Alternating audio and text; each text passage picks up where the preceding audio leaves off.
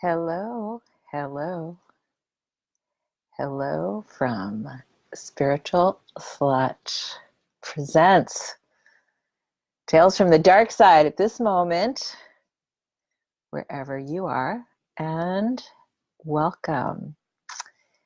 Welcome, Drew. Welcome, Tony. Welcome. Welcome to, I think of this one as another Tales from the Dark Side. I've done a few of those so far, none for a while, and it might be time. So welcome, Sue, welcome, Alton, welcome, Usavara. I might not be pronouncing that right. Welcome, Jen. Welcome, Marcus. It is me again. Yes, it is. And we're here. I'm going to see if I can get welcome Heather. Let me see if I can get my lovely Lucia, oopsie, to join me. And we are Spiritual Slut Presents. We are Facebook Live. We are here, you and I together in my temple, in the dark, in the night. And we are doing a little Tales from the Dark Side. And welcome to Heat. And we're looking at the inner child, inner aspects, inner family systems. Sometimes it's called inner voice dialogue. Sometimes it's called inner archetypes. Sometimes it's called inner personas. And there's so many. And welcome, Shanda. And hello. And hola. And feel free to let us know where you are and what time it is where you are. Are you in the dark with me? Are you in the light somewhere else in the world? Could you be in the dark even if you're in the light? Because, dear hearts, what we're looking at tonight, what we're going to go deeper into is, what are we hiding? What's underneath all of that sweetness and light?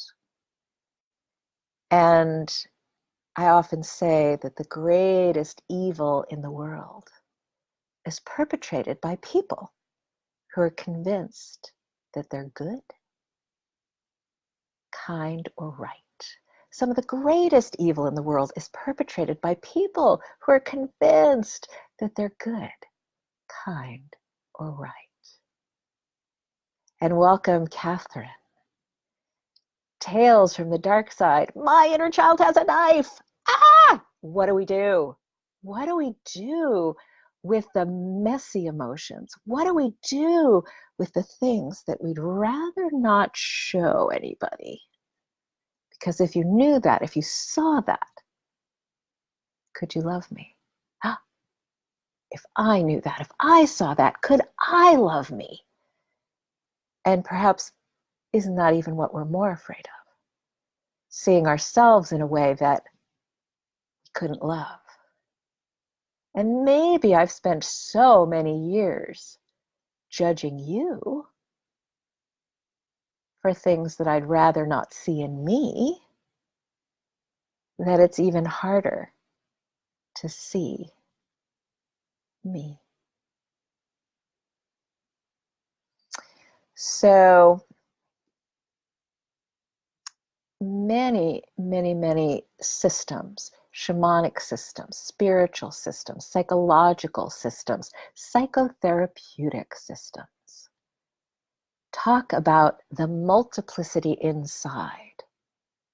And this is not a mental illness. This is just us.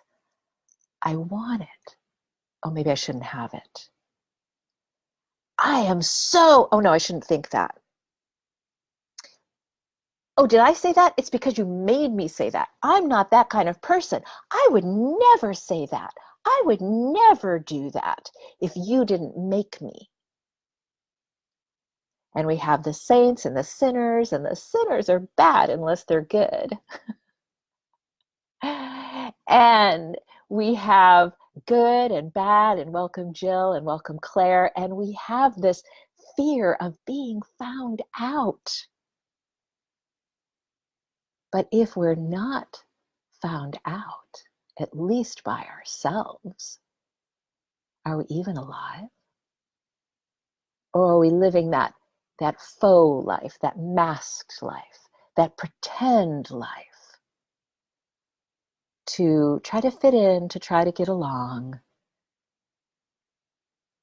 and then we die, never having lived our own real life? Now, I will say that there's a balance. There's a balance point. There's a sweet spot between just bringing it all out non-consensually, whether that's our love, our lust, our fear, our anger.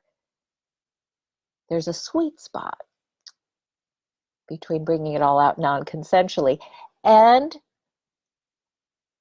bringing it in, checking in. Who is inside me? Do I have the courage to know that? Welcome to my temple. Welcome, Cassandra. Welcome, Lori. Welcome, Alton. I love your words. Remind me of internal family systems. Yes, radical self-acceptance, and how all judgments are things we struggle to accept within ourselves. I'd say yes. We align. We can go deeper. Let's go deeper together, shall we? In the dark, in the night, and ching! And breathe. 3 deep breaths. 1, 2, 3.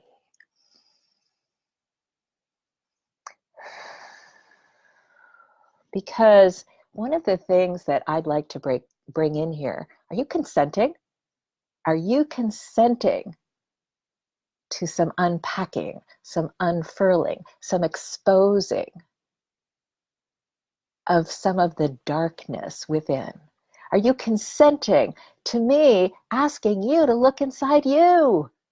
This is not me hanging out my tits just for you to go, ooh, look at someone else. Someone else has breasts. I don't. Guess what? We all have breasts. And we all have darkness.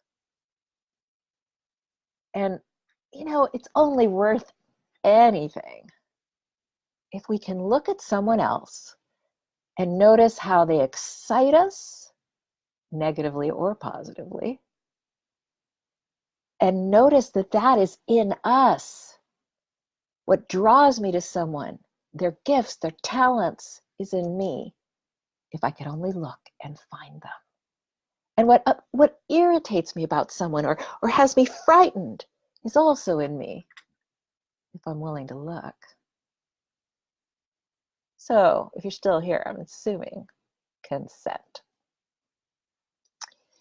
And we're going to spiral in, as we often do, to some different inner aspects and some different perspectives. And feel free to ask your questions, or as Alton so beautifully did, wait, which direction is that? This way, I think it's this way on my screen, is to make comments about your own journey. And one of the dark side divas is the part of me that likes to feed. If you can feel energy, if you can sense energy, if you can move energy, if you can heal with energy, then you can also feed off of energy. It is the shadow of most sexual healing communities. The thing that people don't want to face is that underneath, I want to heal you, baby, is I want to feed off you. Your arousal, your adoration, even your path to wholeness. And if we don't face our darkness, we have no choice. It will sneak underneath and out and bite us. mostly by other people, non-consensually, of course. And then we have plausible deniability. I didn't know that. I didn't mean that. I'm just a healer. I'm a good person. I don't know what they're talking about. My intentions are pure. Intentions, babe, are shit. Your intentions are worth nothing if they aren't in integrity, in action with your awake, looking at your own darkness right underneath. My intentions are worth shit if they're not in integrity out in the world and I'm not facing my own darkness along the way. So, oh, it might get interesting. How brave will I get tonight? But let me start with something that's actually, at this point in my life, fairly easy, although at one point it wasn't. My fingers drip with life-red blood. Your heart beats soft my palm, but still I'm not yet satisfied, though my lips have sucked at love. I need more to set me free, further essence to be. It hurt, dear, to make you die. The pain that proves I'm real. If I only knew what to cry. But the truth is, I don't feel. More, I want more of it. For a taste of it, I would sell my soul. But as one of the forsaken, I lie. I want it all! I call that poem Vampette. And that is a part of me. If you've ever written it, if you've ever dreamed it, if you've ever acted it, if you've ever pointed your fingers at someone else about it, if you've ever said, I hate that, that is also you. And welcome Lissa and Emily and Lauren and Grail. We're Tales from the Dark Side here, so just warning about I'm not just showing my tits to say, hey, look at Francesca do her thing. I'm saying, look at you. And if there's anything about me that you resonate, that's also you. And if there's anything about me that you hate, that's also you. And if there's anything about me that you're attracted to, that's also you. There's one relationship we're guaranteed to have our whole lives, and that's the one with ourselves. So we might as well spend a little time here in the dark, in my temple, looking within. So today was a day, if some of you may know, is that I have been getting to know Michael Author. I've been dating. And at first we were talking on the phone. We started to build the vision as one does. And we started to fall in love with the dream as one does. And somewhere along that way, Michael also started to get connected with someone else,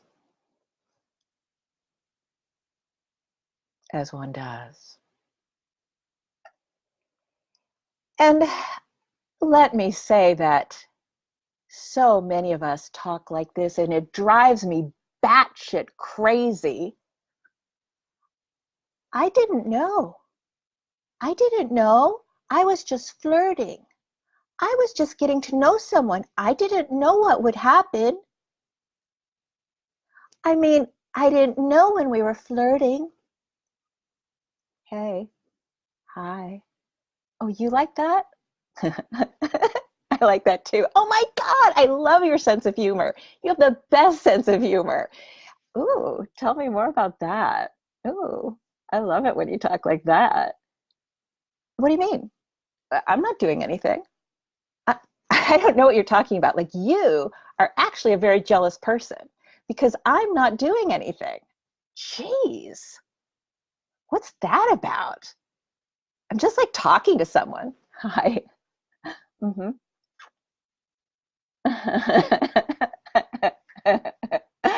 Uh-huh. Show me that other part of you. Mm. Like, back off already. I am just talking to someone. And the part of us that loves to have plausible deniability about what we create underground. I'm just talking. I'm just texting. I don't know why you're so nervous. You're the problem. I'm just a healer, a sweet little healer who just wants to help people. I don't know why you think I'm crossing boundaries. Who, me? And by the way, I'm not a critical person. I'm just telling you the truth. Butter wouldn't melt in my mouth, honey. I'm like so sweet. I am sweet like the bees. They just come to me because I'm like so sweet. Yeah, right. We all have a dark side. Ho ho, deep, rich, wide, and it is running us underground. It's running me now. Is it? No, is it? Wait, I wasn't supposed to say that. We all have a dark side. We all have a dark side. We all have blind spots. Welcome, Cheyenne. Welcome, Handsome. And it's an ongoing journey. It's the journey of a lifetime to find one more piece, to map one more piece of that darkness and bring it to light. And only in the mapping, only in the courage to face it, do we become safer for each other. And we will never be safe, but we can become safer for each other by facing our darkness. And it's complex and it's multifaceted. That drives me batshit crazy is people who are like, I've worked so hard. I've worked so hard on my healing. I've worked so hard and I've done it for so long. Have you done it your whole life yet? Because that's how long it's going to take. And whine all you like, but it's still the work is still gonna be there to do.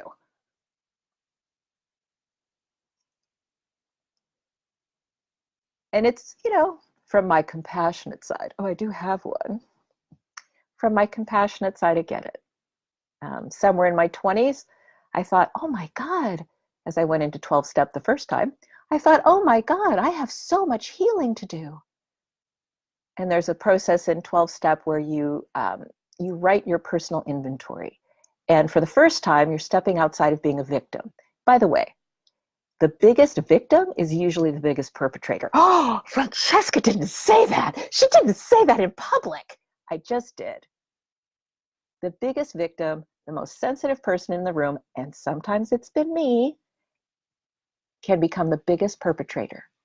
Because when I am convinced that my issues are bigger and more important than anyone else's, is when I start to justify that everybody else has to be quiet, turn up the light, do this, stop doing that, tiptoe around me because I'm suffering. I'm like suffering. I'm a very sensitive person and I've been through a lot. And I have no idea how domineering that becomes until I wake up to realize that it is. And by the way, we're talking about consent these days. Isn't that cool? Because how about consent for smearing my victimization all over you? How about that? And I'm not talking about if you're hitting me, I get to have boundaries. Or if you're yelling me, I get to say stop. I'm not talking about it's happening right now. If it's happening right now, of course I get to stand up for myself. But I've also been that person who's like so sensitive all the time and who's so like emotionally tender all the time and has had such trauma that I end up dominating or domineering relationships that I'm in, or polycules or whatever, because everybody has to accommodate how fucking sensitive I am. And if any of my really long-term relationships or even some of my shorter ones were on here, they could probably say, yes, this is true about Francesca, or it has been true about Francesca, or it might still be true about Francesca when I get so absorbed. So by the way, there is nothing that I'm pointing at you and saying, hey, you, wake the fuck up, that I'm not actually aware that I'm pointing back to me with 3 fingers. And I promise you that I will keep revealing me. I will keep revealing me because I know how important it is to see people reveal. My parents didn't reveal. They hid. They blamed. Yeah, thanks for, yes, this is true about Francesca. And they blamed, they shamed, they controlled, they denigrated. If I said, hey, would you look at this? You're hurting me. I don't like this. This isn't healthy for me. If the goal is you want me to be a successful human being who maybe even does what you want them to do and understands cultural appropriateness, whatever the fuck that is, if that's what you want, there's a more effective way to do this. I am a bright person. You could actually talk to me. But they were raised in an old school model where you don't talk to children. You order them around. You control them. You punish them with the hopes that they'll become good people. Okay. And yeah, we've all been there. And some of us have had worse, and some of us have had much worse, and some of us are, have a little less worse. And it's, I've had a disability, and yes, we get to ask for an accommodation of our disability. If when I could barely walk a block, of course I get to ask for a chair. But that's very different than, at every moment, I'm expecting the entire world to coordinate around the fact that I'm sensitive or that I'm hurting. There's a point where I said, you know what? I am hurting. Every step is painful. Sitting down is painful. Standing up is painful. Laying down is painful. It's all painful.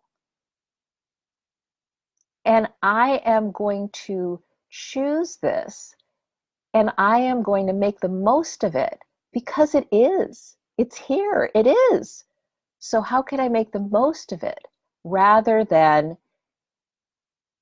making everyone else suffer or accommodate because I'm suffering?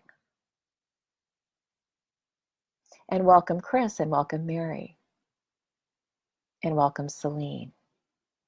So we're looking at the dark side. We're looking underneath. We're looking at the shadow. And we are safer for one another when we are in a life journey to look at the shadow. Not once, not twice, not in 12-step once, not in 12-step twice, not in landmark once, not in landmark 5 times, not in therapy once, not in therapy twice, not in my ayahuasca journey, but in the rest of our lives.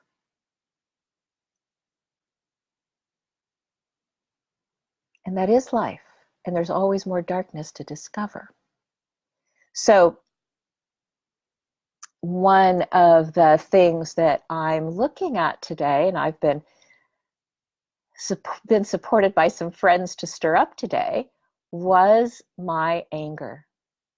It's like, come on, Francesca, what about that anger? What's really down there? Come on. And I'm like, are you sure about this? And they said, yeah. They said, yeah, bring it on. Because guess what? Consent. In that conversation, bring me your anger. There was consent. This is very different than out of the blue, I'm just going to barf bleh, my anger on you without any consent. That is different than give me your anger. I've got my catcher's mitt here. I can handle it. I'm prepared for it. And I was really blessed to talk with 3 people today, 2 girlfriends and actually Michael. And all 3 of them said that they felt closer to me because I consensually revealed my anger. Because they asked for it, they were prepared for it, and I revealed it. So, once again, if you're on this Facebook Live, we're going to be looking at uncomfortable emotions.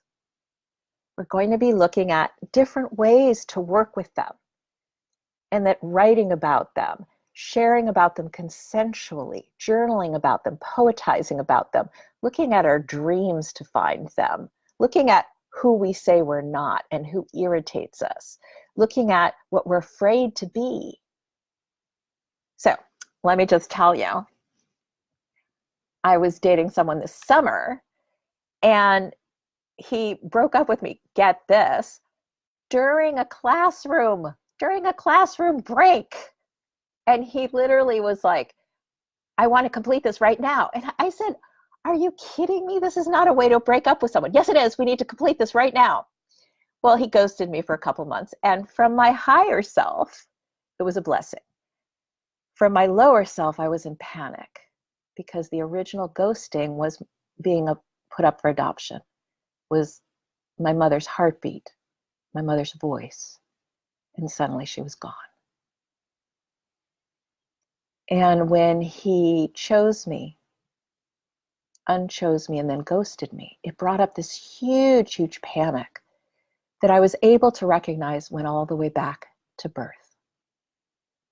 And in praying about that, in feeling that knife in my heart, and asking myself, and this is a great question, by the way, anytime you have a really strong emotional response, like really strong, anger, sadness, fear, love, lust, anytime you have a really strong emotional response, ask yourself, when was the first time, the earliest time, the youngest time I felt this? And the further back you can go, the more gold is there. The more you can discover something that's probably running you underneath. And so I found that this panic went all the way back to adoption. And I was able to pray about it, ritual about it, and call in a workshop in Ireland that I was able to attend about it. And in the larger perspective, it was a gift. Welcome, Andrea. But when we finally talked, he called me or asked to talk out of the blue about a week or so ago. When we finally talked, he would say one thing and then he'd say another thing.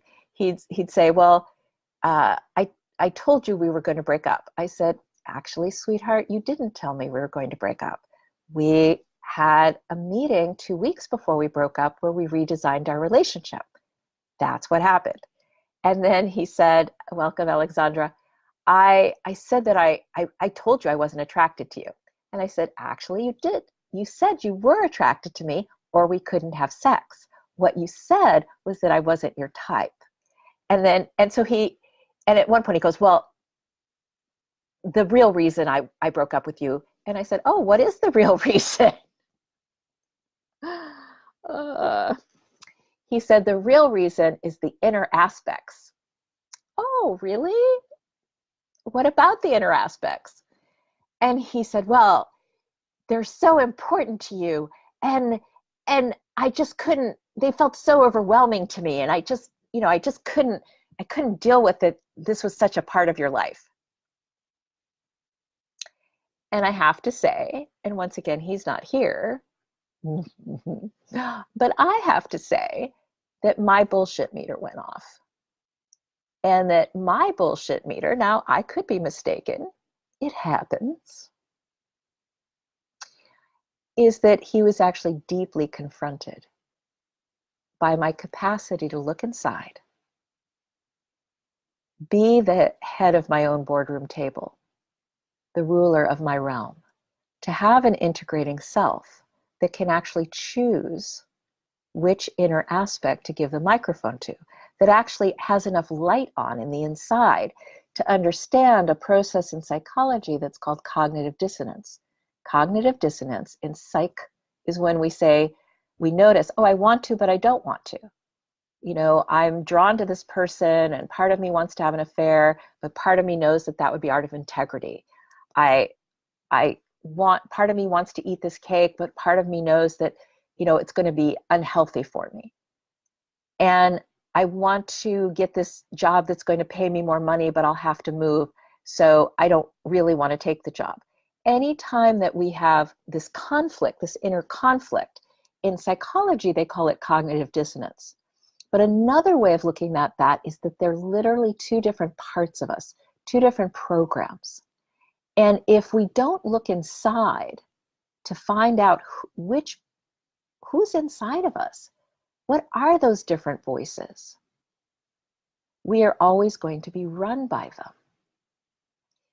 And he told me, he said that he didn't know who he was, that he had spent 10 years in the military, 9 years married, that before that he'd created himself as a chameleon to just be whatever people needed him to be.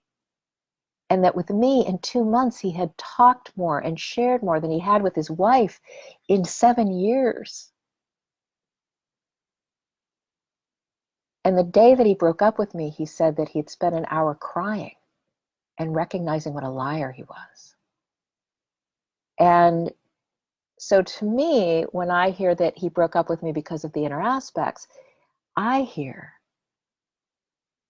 I needed to run away because your clarity, your transparency, and your invitation to honesty was having me confront myself.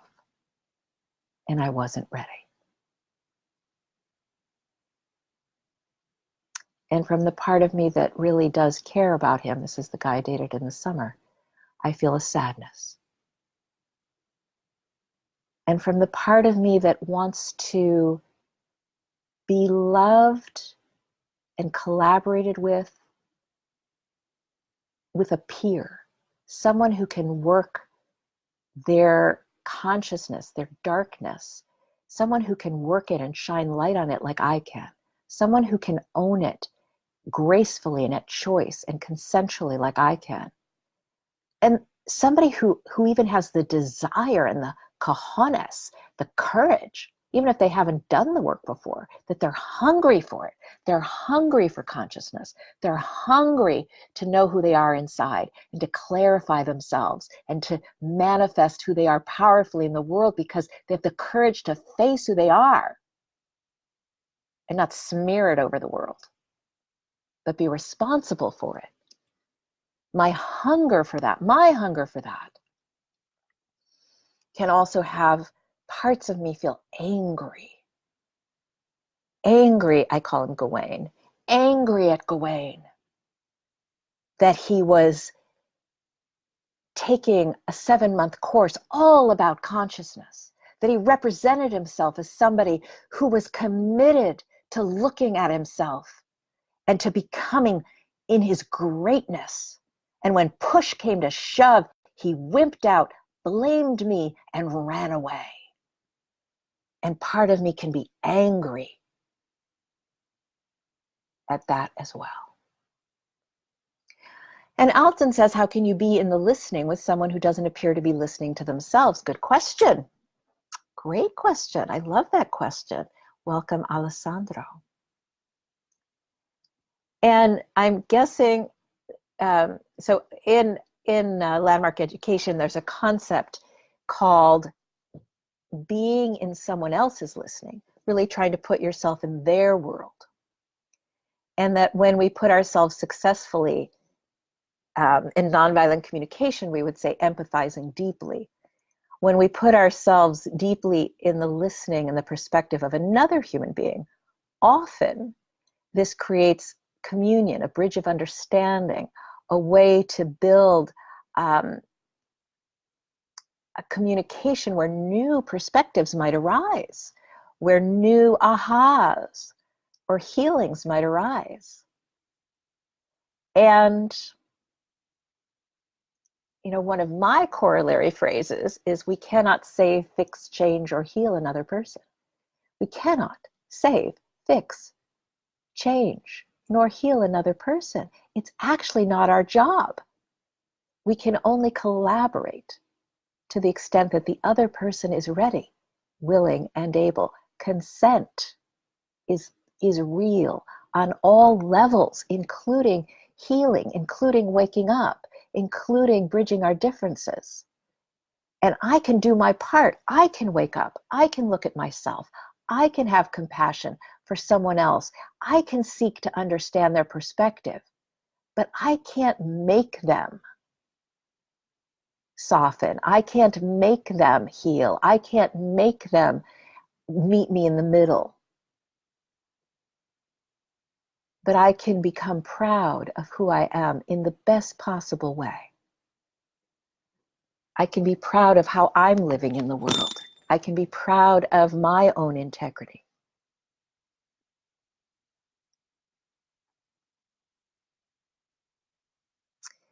And one of the places so how can we be in there listening? We can try. I can, with Gawain, I really tried to hold tenderly. We had an evening where we were discussing whether or not to move forward in relationship. This was a couple weeks before he broke up with me. And I thought we were having a very conscious, collaborative conversation. We had set a date to talk. We had lit candles, spoken our intention. And there was a point where he was communicating to me, how much of a chameleon he'd been growing up, and how much he didn't know himself, and how he was hoping that with the divorce of his wife that he'd have space or freedom to discover himself. And he didn't know, he wasn't prepared. He didn't realize that he would be in such a depthful relationship with such a woman, such as myself.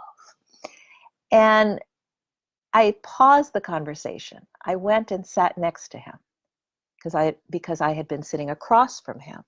I went and sat next to him and I said, Gawain, your mother and stepfather were alcoholics. One of your first memories of your mother is seeing her drunk on the floor and crying, where you felt helpless and powerless. You created yourself since childhood to be likable, to not take up too much space, to fit in.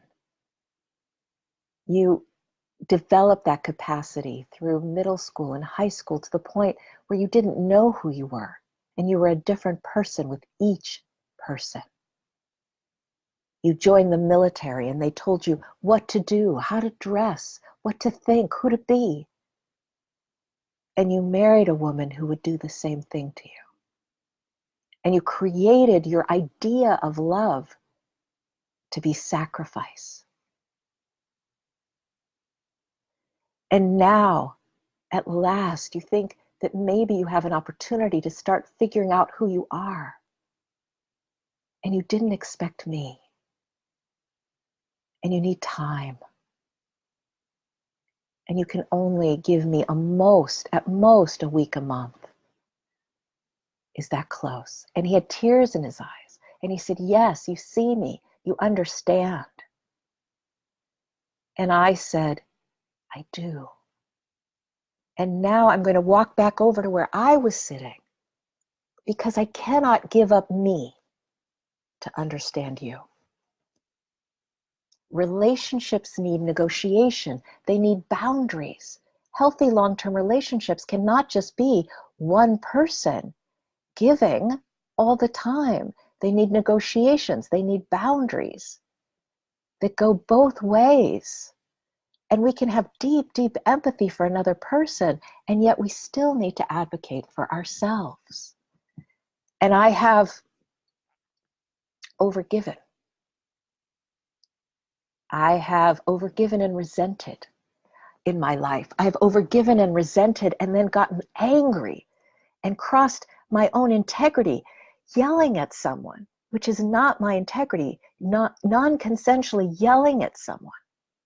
That is outside my integrity. But because I was so filled with upset because I had been saying yes when I meant no. I'd been inviting myself to have just a little bit more compassion to the point where it fucking hurt. And all of this pain non-consensually poured out to this other person, just like their pain was non-consensually pouring out to me. That often happens, by the way. We end up in this toxic cycle of non-consensual barfing and hurting each other. And why? Why do we stay? Because it's familiar. Because it's like family. And I hear people all the time saying, I can't let go. I just can't let go. There's something about them. From my logical mind, it just doesn't even make sense. They're hurtful to me and they're harmful to me and they treat me terribly, but I just can't let go. And why might that be? Because it's like family. Because it's familiar. And our first taste of love wasn't love at all. It was toxic. It was enmeshment. It was people who had gotten older but not wiser, not more mature, not more integrated. People who'd gotten older, who were having children to feel better about themselves, to prove something to the neighbors, because you were supposed to. And we were not seen, felt, and heard in our unique selves. And that nutrient was missing. And if we don't wake up and start recognizing that I need to love me, I need to hear me, I need to hold me and protect me. If I don't hear that, if I don't know that to the bottom of my foot and the deep, deep marrow of my bones and the top of my head, if I don't know that, then I will keep finding someone who replicates my family dynamics, which were toxic. Because I'm hoping that someone else will save me, someone else will heal me, that somehow I can finally transpose this external pain. But the only place to transpose it is in here, and it's the work of a lifetime. I am done hearing people tell me from that part of me. I am done hearing people tell me I've worked so hard. This is so much work. I've done that. I know that. I've taken that workshop. I've been to therapy. Honey, it is the work of a lifetime and it is never over. And there is one more layer. And saying that I did it, like I did therapy or I did that workshop or I studied that, is kind of like saying 10 years ago, I worked out with a personal trainer. It was really great. Like 10 years ago, I worked out with a personal trainer. But that won't give me a good body today, will it? Nope. Because if I want a tight toned body today, I have to be working out today and tomorrow and the next day. And for the rest of my life, if I want a good toned body. And if I want a good toned mind, a compassionate heart, a clear mind, then I have to be working in every day, every day, every day. And I want to say, Lauren sending kisses. I want to say, like I said, I've had some support today to be this out here. I want to say that to parts of me, this is actually really scary. That there actually are parts of me going, Francesca, you are not just revealing all of this on public Facebook. You are not showing people that you have angry sides and judgmental sides and snarky sides and vampiric sides. You are not doing this. And so there's a part of me that's actually frightened that I will be rejected. And And then there are other parts of me that say, if I don't reveal myself, then I can never feel loved. And there are parts of me that say, the world needs revealing, and revealing with consent. So this is key. You're consenting. If you're not consenting, please get off the Facebook Live. You have the power. That the world needs revealing with consent. It needs modeling of people who actually have a choice. So I am choosing this. I'm not forced to do this. I actually don't have to be angry. I could actually right now be coming from my higher, more compassionate self and choosing that. I could be channeling my priestess if I wanted. I am choosing to reveal some of the messy, some of the ouch, some of the darkness, to give all of us a little space to be human. But guess what? I didn't just dump this on Gawain when I talked to Gawain. I talked to Gawain last week while Michael was here. And Michael said, you were really compassionate with him on the phone. Were you doing that because I was listening? And I said, no, Michael. It wasn't about you being in the room. It is my integrity, that when I'm in front of someone, it's not that I'm going to suppress the truth. It's not that I didn't, speak to Gawain and say, this is my sense, this is my impression, this is what I heard you say. I'm hearing confusion. I'm not sure aware that you're confused. It's not that I didn't speak my truth. It's that my integrating adult asks myself, what is the most effective way to speak my truth if my goal is actually communion, or if my goal is contributing to this person so that they recognize something, or so that they wake up, or so that they're healed. If my goal is actually that, and not just to be heard, not just to be right, if I have a higher goal than my own attachment to barfing my feelings, then it takes a certain amount of postponement of gratification. It takes a certain amount of breath. It takes a certain amount of negotiation and saying to the parts of me that are angry or hurt, he said what? He said what? And holding them and saying, I love you. I love you. I will advocate for you. And let me, the integrating adult, have the microphone. Let me speak this, not you. And there are times, welcome Nancy, welcome Maya, welcome Neil. There are times, welcome Michael. There are times to let the unexpurgated selves grab the microphone with consent. With consent. And with consent, all things are possible. With consent, darkness becomes the light. With consent, pain becomes healing. Anger becomes purifying.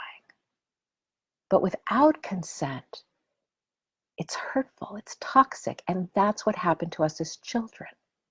All kinds of emotions were smeared all over us without consent. So we want to find people with whom we can have a consensual, choice-based relationship to let out our dark side, to discover perhaps who we are, and to become safer and more alive in the process. Michael Author is now with us here on Facebook Live, at least on the video chat. And I mentioned earlier, Michael, that it was you, and it was Lucia Gabriella, and it was also my girlfriend Krista, who were really, oh, wait, I had one more. Ooh, I've been doing lots of people today. And also Jenna Tasker, who were encouraging me to be real. And by real, they meant, show me your raw emotions. Show me, dig deep and show the dark side. Show the stuff that you don't normally show. But because they were asking, it was with consent. And when I revealed it, in all cases, they felt closer to me. But they also knew, every single one of them knew deeply, that I was at choice. And that if it was too much, I could also pull back. That I could also give the microphone inside me to another part if that's what they needed. And it's that choice, it's that ability to move consciously between our compassionate, I understand how you're hurting. I understand how hard this life can be. I understand how easy it is to be unconscious. That can move between that and fuck you for being unconscious. And in your unconscious hurting me. And could actually choose it. So those were just two choices. Both authentic.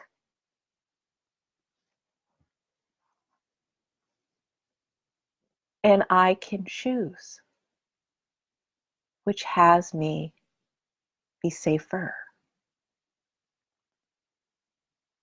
And we will never be 100% safe. Not for ourselves, not for anyone, but we can become safer.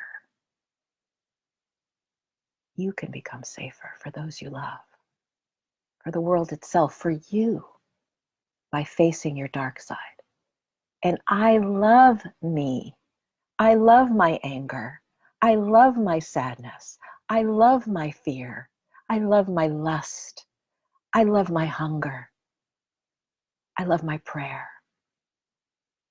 I love all of it because it's me, because it's true, because it's a part of my aliveness.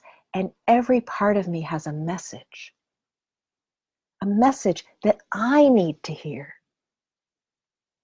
So as Michael and I were talking earlier today, one of the things I recognized was that I was sad and I was angry. And in many ways, the easier place to be angry is at Michael or at Loretta. Oh, and she's super easy to be angry with because I've never met her. It's so easy to be angry at Trump or at, something out there that we have no effect over. And it's harder, I find, it's harder to be angry in a pure way, not a critical way. There's a difference. Many of us have a very, very wide and deep inner critic. I'm so bad, I'm so awful. Can be just like another way to get attention. Oh, I'm so bad, I'm so awful, I'm so sad I hurt you, I'm such a schmuck, I'm like such a failure. Is just like a drain, and it's not the pure clean anger. The kind of anger that transforms the world, the kind of anger that gets us up in the morning and says, I'm going to make a difference, God damn it. Criticism is just halfway to vision. Whether we're criticizing ourselves or anyone else, it's kind of pointless. I mean, it's kind of like a fart in the air. I mean, it's in the air for a while, it stinks it up a little bit, and then it's gone. But if I criticize me and I'm so bad and I'm so terrible, I'm so awful, nothing changes. And if I criticize you, you're so bad, you're so terrible, you're so awful, nothing changes. Or Trump's awful and I'm not going to do shit about it. It's just something to, have me feel like I did something because I complained, which is pointless. But anger can have a purity. Anger kept me alive when I hated my life, when I was counting the days. When am I going to be out of here? When am I going to be free from this? which was my family.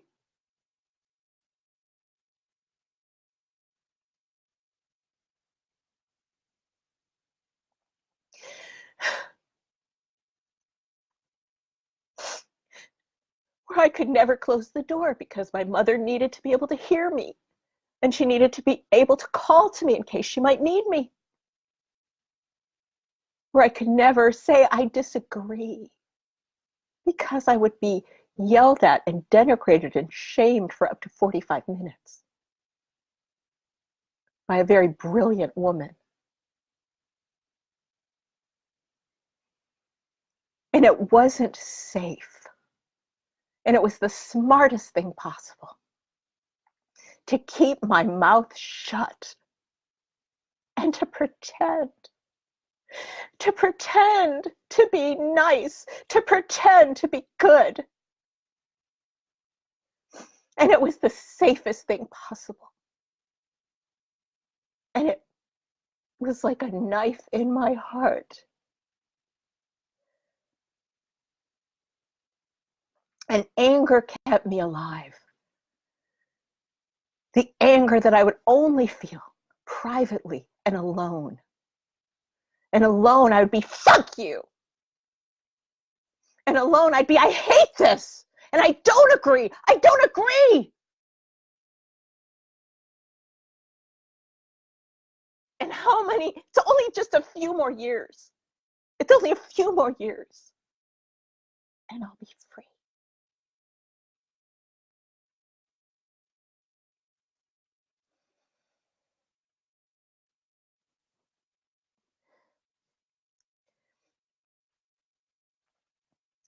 And anger can be so pure. And it can get us out. And it can get us through. And it can have us wake up. But that's different than criticism of self or other.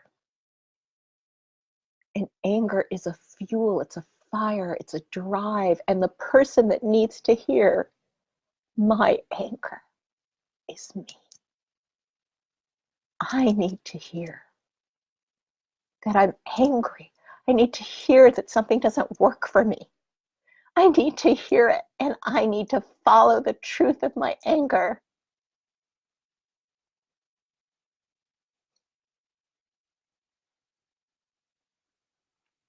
And I'm angry.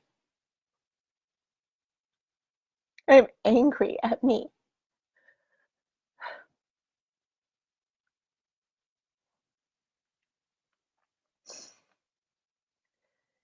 That I did it again. And I didn't stand up for myself. And I didn't stand up for my integrity and what is true for me and what is right for me. And there's still parts of me that think that I need to sell my soul to get love. And I'm still trying to figure who is my soul and what the fuck is my soul and where is she hiding? And what am I still missing? And won't you please come home to me?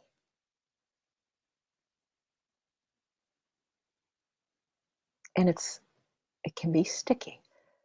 But with Michael and Loretta, I realized today that it was out of my own integrity to have this whole arc happen without ever talking to Loretta. I'm not saying that she's bad or wrong if she doesn't want to talk to me. Am I? Okay, for a part of me, yes, she's bad or wrong. Since we're here together, it's just us. Yes. There's a part of me that believes that it's the better way to have people sit down and talk. This summer I took a communication course that said anything's possible. Anything is possible if people can be in communion. Peace on the fucking planet is possible. that anything's possible if we could actually be in communion and communication and get each other's world and stand next to each other instead of oppositionally and fucking brainstorm. How could it work? What else is possible? What do you need? What do I want? Okay, let's look. Let's at least look. And I went into some kind of trance, some kind of love is so important trance, where it's like, sure, Loretta's sensitive and busy. I'm laughing because one of my teachers says, you know, we all have 24 hours a day. No one has 24 hours. Nobody has more than 24 hours. Nobody has less than 24 hours. We all have 24 hours a day and we all have stuff to do. And you know what? When things are super important, we like somehow get it done. Like we carve out the time, we make it happen. And yeah, sometimes in a day, I can't get to something in a day. And, you know, sometimes it's longer. But if I'm actually not getting to something over and over and over, there's something that I'm avoiding, or there's something that's not a priority. And sometimes I'm conflicted. Remember, we started with, you know, cognitive dissonance, and part of me wants this and part of me wants that, and part of me's not willing to look at this and part of me he's not willing to look at that. And that can be a thing. But I'm too busy is often a cop out, often a little white lie.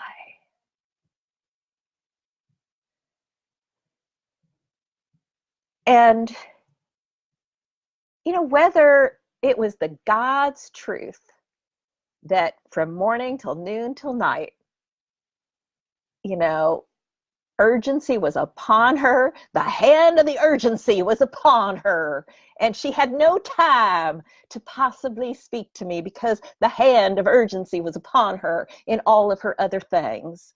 And maybe she was too sensitive, you know, like too sensitive. We talked about that earlier too, right? How the most sensitive person and becomes the perpetrator. And maybe she was too sensitive, you know, whatever. It doesn't matter. I didn't stand up for me. I didn't stand up for me.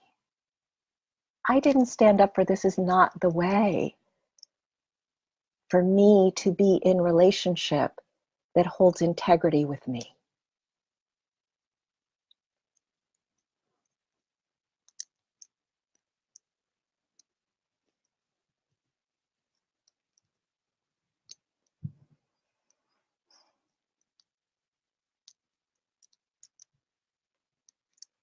And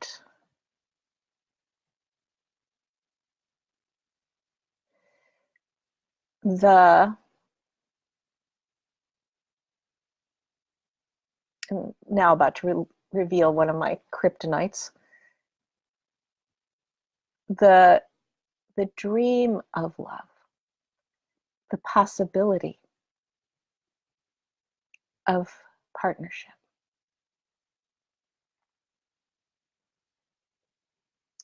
became so important to me that I was willing to step away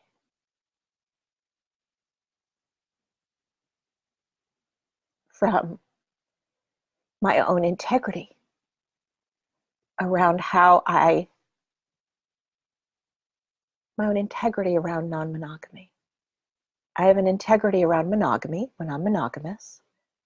So when I'm monogamous, we have agreements around, especially usually our sexual energy, not just our genitals, but the way we maybe flirt, the way we spend our time, the way we touch others. Remember, honey, sex starts with a look, a wink, a smile, an agreement, a shared joke. And, you know, In monogamy, I have whatever agreements I have, and then I'm in integrity with those. And if I cannot be, then we discuss them. We discuss, I'm starting to notice that I want to break this agreement. I'm starting to notice that I'm being attracted to people. I'm starting to notice that I'm, wanting something different. I think I'm starting to feel bored here, or maybe confronted here, or maybe frightened of the next level of intimacy here. And so part of me wants to run away, but I want to talk about you and here because we're monogamous partners. I want to face this and go deeper with you. Would I think be healthy monogamy? And then to me, and once again, this is to me, you do monogamy your way, I do monogamy my way, is for me, healthy non-monogamy means for me is I'm a deep diver.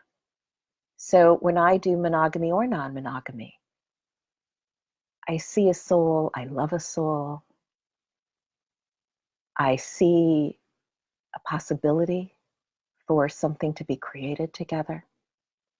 And if we're going to bring someone else into that, or I'm going to bring someone else into that, or you're going to bring someone else into that, we all need to talk. We're all precious beings. We need to work together to stay as conscious as possible, as honoring as possible, as inclusive as possible.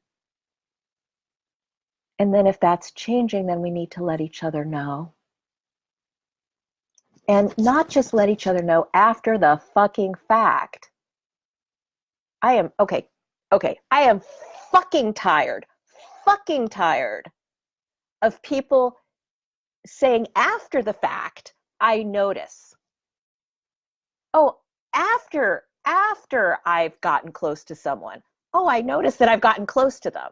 After I'm already really attached to them, I've noticed that I've gotten attached to them. After I'm having sex with them, I noticed I have a lover. I don't know how it happened. Suddenly I had a lover. After I've gotten distance from you, then I notice that I'm distant from you. Fuck that shit. If we have a little bit of perception, we can actually step back and notice our own thoughts, notice our own urges, notice our own feelings, notice where we're putting our time, and do the fucking relationship math. This is not rocket science. And it goes like this. Hi.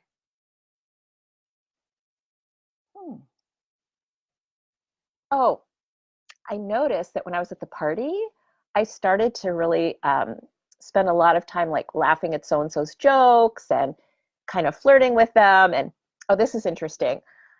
While I was standing next to them talking, I kept making a point. And in about 5 minutes, I touched their arm 3 times. Like every time I made a point, I would touch their arm. And the researcher in me was able to review the tapes and go, I was placing hooks in that person. I was building energy with that person. So I want to let you know that I saw that I'm aware of that, and that if I keep putting energy there, if I have tea with them, if I have coffee with them, if I call them, if I start spending more time with them, if we look at the train track ends in relationship, or the train track ends in an affair, or the train track ends in intimacy, because where we put our attention, things grow. And there's a flavor. Like, don't go so like, I don't know the flavor of energy that I'm connecting with people. I don't know what I'm doing. I don't know where it's going to go. Like, yeah, I mean, there's a point where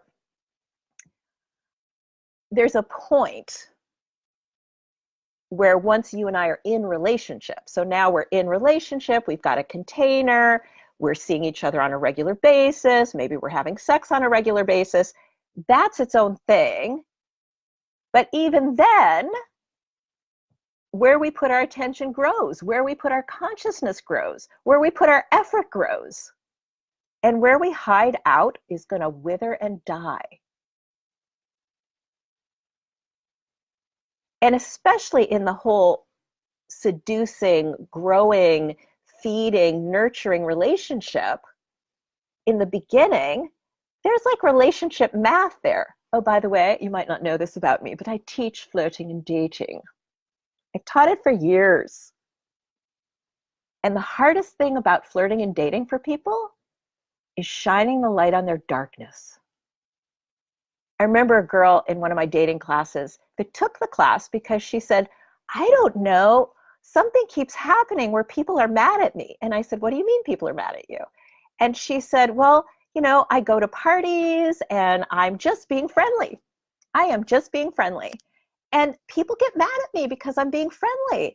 And like girls are really mad at me. And they say that I'm, you know, that I'm causing problems in their relationship. And I don't know what they're talking about. And my flirting classes used to have a lot of role play because it's all there. And so I said, okay, so we're going to have a couple at a party. You guys stand over there. And I'm just going to invite you to come into the party. You know the couple. You're going to go over to them. It's a party. And you're just going to do what you do at a party. And she comes over to the couple and she's like, hi, Bill. Hi, Sarah. Hi, Bill. So it's so great to see you, Bill. And it's just amazing. I love what you're wearing. And it's just so like so fun. And it's and like Sarah, it's like great to see you. And gee, Bill, like what have you been, you know, doing lately? Have you been working out? And you know, and I'm like, okay. And I said, are you ready? Remember consent's a thing. I said, are you ready to hear what I saw? And she said, yeah. I said, sweetie, I don't know where this comes from. And I'm guessing it goes all the way back to your childhood. But there's some part of you that wired really early. That seduction is a way that you feel seen and worthy and maybe even safe. And you are leading with this. And I'm guessing that it's early because you can't see it. And this is why your girlfriends are so upset with you. Because you're not flirting. You're seducing their partners. And her face got like white. And she said, wow.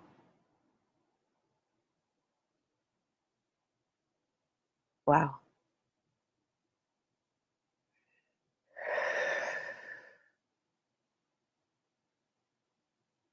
She got tears in her eyes. And she told us that she had been molested as a child and that she had created herself as this, you know, that was the way that she was supposed to move through the world, was as this little sexualized being, but she'd even forgotten that she made that choice.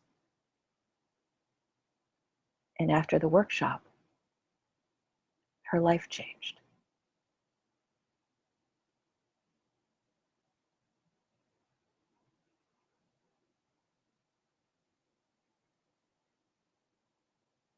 And there was a guy who said that when he was in the dance community that women would feel very distant from him, and he felt that he was being social and flirting, and he was being friendly, and he didn't understand why they were distant, and he was having trouble getting partners. And I said, here, come here, you dance. No, I think I danced with him. I said, let's dance. And as we were dancing, he started to kind of lean in and tell me that I was pretty and tell me that he was looking forward to our next dance, and he was and that he was starting to like move me in certain ways, and I stepped back and I started to cry. And I said, I feel so unsafe. You are not checking in with me. You are not checking in with my energy. Your need to be in control of me and have me there for you is bigger and our connection. And he was like, ah.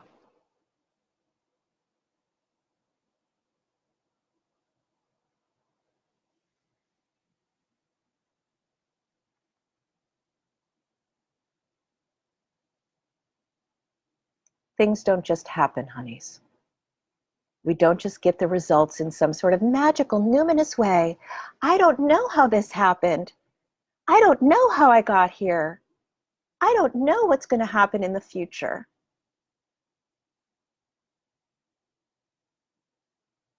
And I just want to say, if I'm saying that, I'm calling bullshit on me too. Now, of course, I can say that there's a level of, on the cosmic level of life, I'm not in control. And I cannot know how long I will live. I cannot know if you will live with me in this world together. Really, I cannot know anything. I am a small human being, and I cannot control this earth. Of course, I mean, on some level, sure, there is a level that I am not in control of, and that I, must, dance with in the world. But there is also a level that I affect very strongly. And that where I put my attention, how I put my attention, the flavor of attention I give, the consciousness or the avoidance of consciousness that I bring to it makes a difference.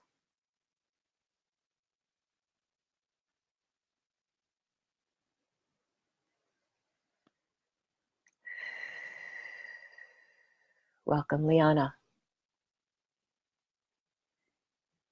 And welcome, Jesse and Will.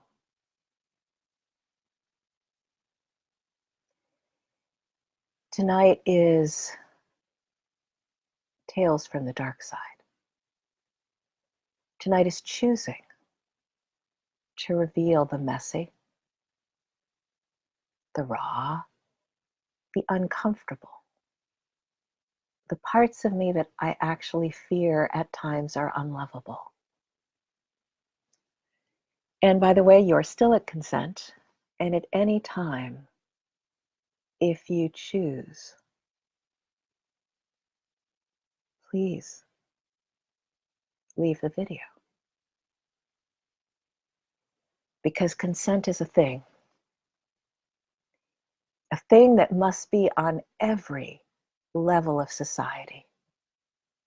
I do not have a right to yell at you. I do not have a right to swear like I just did.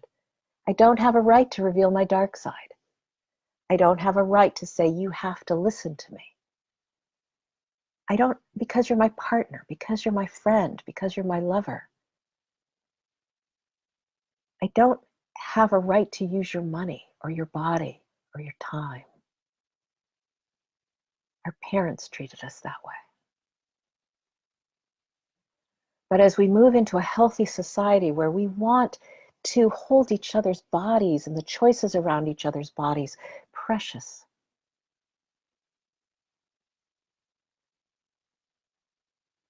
then we must also hold consent on every level.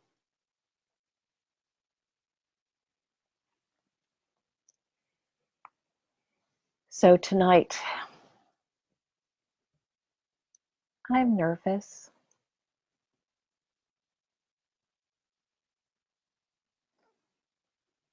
I'm nervous that what I revealed is too much, unlovable. And yet, there's one love that I've deepened tonight, the one with me. Because every time that I find the courage to reveal what I perceive to be unlovable, what I perceive is unsafe and ideally find a way to do that with grace, with consciousness, with consent. Every time I do that, I come home to loving me more. And do I hope that you like me? I do.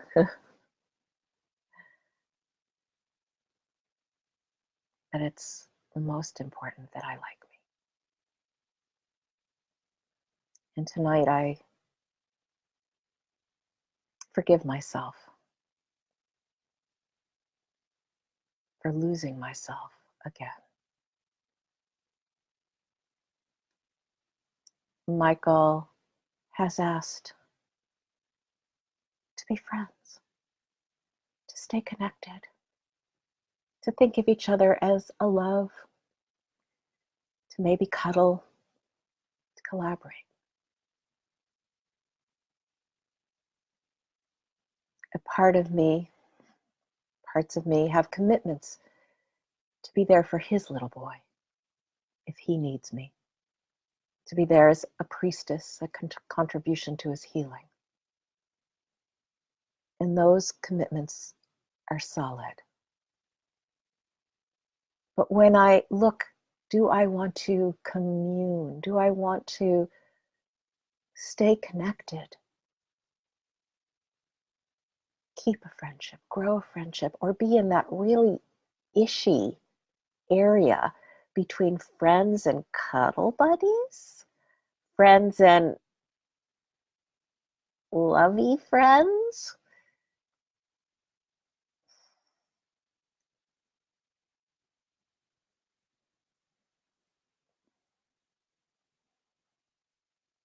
I don't think so. Not right now, at least. And absolutely, if anything was going to move forward, there'd have to be a sit down chin wag with Loretta. There'd have to be. It's outside of my integrity for there not to be.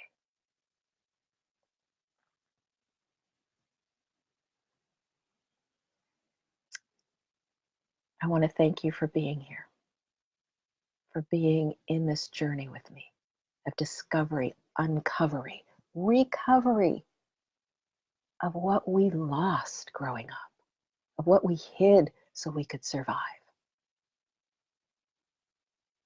Thank you for daring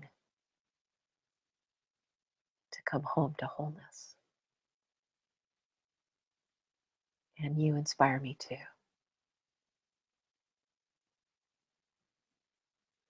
And thank you. I wanted to shout out for Jessie, who's been doing a lot of revealing lately and very inspiring. And thank you to each of you. I'm going to complete with a prayer that I wrote that somebody asked that, I highlight. May we walk the sacred ways, walk in them, live in them, love in them, ever more fully embodied in spirit from the soul in the soles of our feet to the crown in the top of our heads. May we live life as a blessing for ourselves and for one another.